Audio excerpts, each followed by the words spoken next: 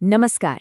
कभी सोचा है मूवी टिकट बुक करने के लिए कितने सारे ऐप्स डाउनलोड करने पड़ते हैं और फिर वो पासवर्ड भूलने की झंझट अलग।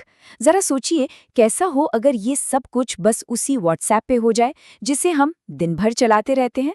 आज हम एक ऐसे ही कमाल के आइडिया को समझने वाले हैं जो सिनेमा जाने के एक्सपीरियंस को पूरी तरह से बदलने की ताकत रखता है। तो आज हम क्या क्या देखने वाले हैं? सबसे पहले हम उस पुरानी परेशानी को याद करेंगे जिससे हम सब गुजरे हैं। फिर देखेंगे कि व्हाट्सएप कैसे इसका एक सुपर सिंपल हल बनता है। उसके बाद हम पर्दे के पीछे की टेक्नोलॉजी को समझेंगे, जानेंगे कि ये सब सिर्फ 7 दिनों में बना कैसे, और आखिर में देखेंगे कि इससे सिनेमा और हम जैसे कस्टमर्स को असल में फ़ायदा क्या होता है।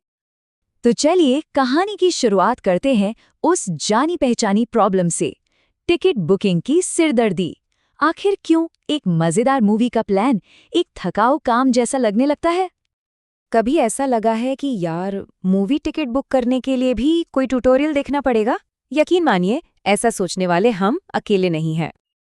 ये लिस्ट तो जानी पहचानी लग रही है ना? दर्जनों ऐप्स के बीच कंफ्यूज होना, धीमी वेबसाइट्स पर इंतजार करना, हर बार नया अकाउंट बनाना और फिर वो फेवरेट ऑप्शन फॉरगॉट पासवर्ड। और जब ये सब हो भी जाए तो टिकट ढूंढने के लिए पूरा ईमेल इनबॉक्स छान मारना।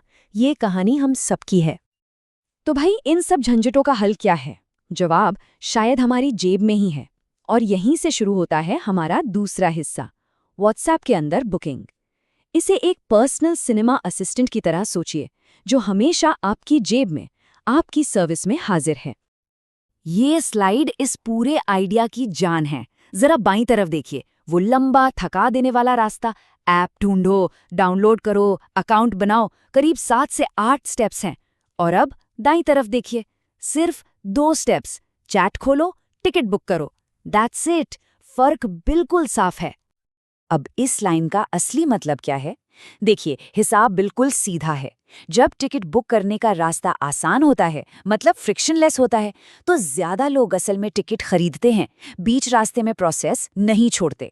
और यही इस पूरे इनोवेशन के पीछे की सबसे बड़ी बिजनेस सोच है। तो इस सिस्टम को बनाने के पीछे ना 3 बड़े मकसद थे। पहला, बुकिंग से लेकर पेमेंट तक सब कुछ ऑटोमेटिक हो जाए।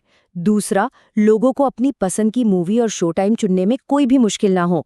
और तीसरा, लोगों के फीडबैक से सिनेमा हॉल को बेहतर बनाने में मदद मिले। सुनने में तो ये सब जादू जैसा लगता है ना? पर ये जादू असल में होता कैसे है? तो चलिए अब चलते हैं हमारे तीसरे हिस्से में और इस ऑटोमेशन के पीछे की टेक्नोलॉजी को समझते हैं। तो कस्टमर के लिए ये पूरा सफर कैसा दिखता है? बस ये 4 सिंपल स्टेप्स।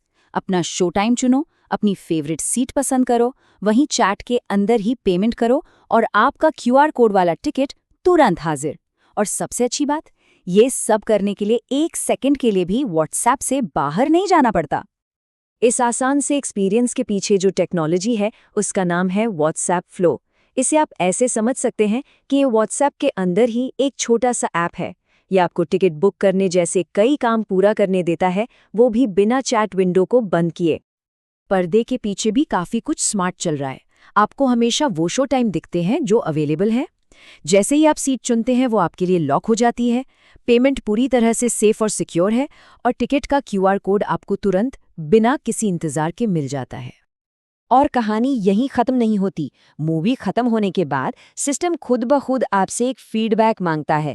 आप बस एक क्लिक में अपना एक्सपीरियंस शेयर कर सकते हैं।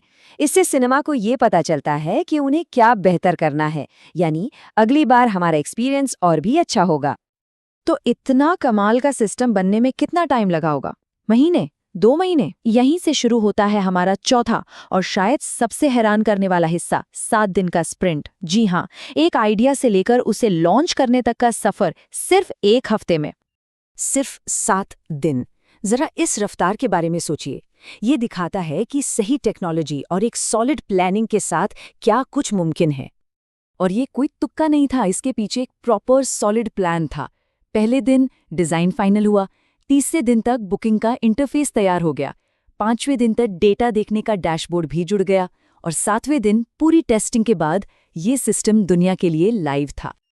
ये सब मुमकिन हुआ एक मॉडल की वजह से, जिसे कहते हैं SaaS, यानी सॉफ्टवेयर एज अ सर्विस। आसान भाषा में कहूँ तो सिनेमा हॉल को कोई महंगे सर्वर या आईटी टीम की जरूरत नहीं है। वो बस इंटरनेट के जरिए इस बनी बनाई सर्विस का इस्तेमाल करते हैं, ठीक वैसे ही जैसे हम नेटफ्लिक्स या स्पॉटिफाई यूज करते हैं। तो हमने प्रॉब्लम समझी, सोल्यूशन देखा, टेक्नोलॉजी भी जान ली, पर अब आते हैं सबसे जरूरी सवाल पर कि भाई इन सबसे हुआ क्या, फायदा क्या हुआ। हमारे आखिरी हिस्से में हम देखेंगे कि इससे बिजनेस और कस्टमर दोनों की दुनिया कैसे बदली। इसके फायदे जबरदस्त हैं। बुकिंग में इंसानी गलती का चांस 0 हो जाता है। कस्टमर्स को मिलती है स्पीड और आसानी। ऑटोमेशन के वजह से हॉल की सीटें ज्यादा भरती हैं। और सबसे बड़ी बात, सिनेमा को अपने दर्शकों के बारे में कीमती डेटा मिलता है, जिससे वो उन्हें बेहतर समझ सकते हैं। ये जो डैशबोर्ड है ना, ये सिनेमा मालिकों के लिए सोने की खान जैसा है। वो देख सकते हैं कि कौन सी फिल्में अच्छी चल रही हैं, किस शो टाइम में ज्यादा भीड़ होती है और कमाई का क्या हाल है। इस जानकारी से वो भविष्य के लिए बेहतर फैसले ले सकते हैं। और इसका जो बिजनेस मॉडल है वो भी एकदम सीधा और साफ है। सिनेमा को बस एक बार की सेटअप फीस देनी होती है और फिर एक सालाना सब्सक्रिप्शन। बाकी जो छोटे मोटे चार्ज हैं वो सीधे मेटा या पेमेंट गेटवे को जाते हैं। मतलब कोई छिपी हुई लागत नहीं, सब कुछ ट्रांसपेरेंट है। तो कुल मिला के नतीजा क्या निकला? एक कंप्लीट बुकिंग इकोसिस्टम जो शुरू से लेकर आखिर तक बस एक चैट के अंदर सिमट जाता है। और ये सब देखकर एक बड़ा सवाल मन में आता है, क्या बिजनेस का फ्यूचर वाकई में बस एक बातचीत है,